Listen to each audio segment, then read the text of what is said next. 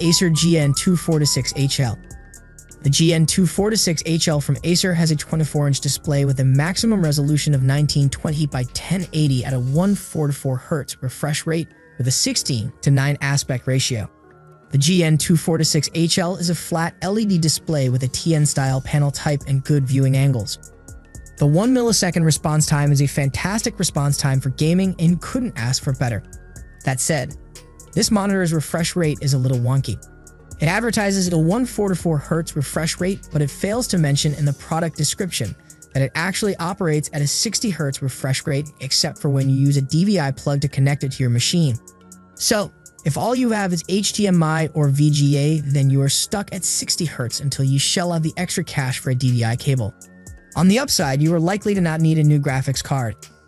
Unfortunately, this monitor does not come with FreeSync or G-Sync, which means you will have to manually match your frame rate to your refresh rate if you notice any of the symptoms that occur when they aren't synced.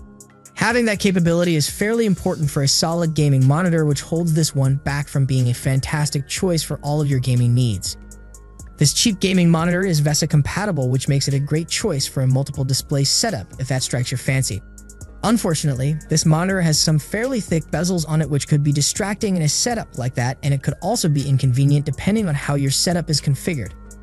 It has received an ENERGY STAR rating, which means that while you are using this best budget gaming monitor in place of one without that rating, you are saving money on your electricity bill because this monitor uses power at a very efficient rate. This great gaming monitor has 3 different connectivity options available for use. There are HDMI, VGA, and DVI ports for connecting to your machine of choice, though you should also remember that the HDMI and VGA ports are limited to a 60 Hz refresh rate, and the only way to get the 144 Hz refresh rate is through the DVI port.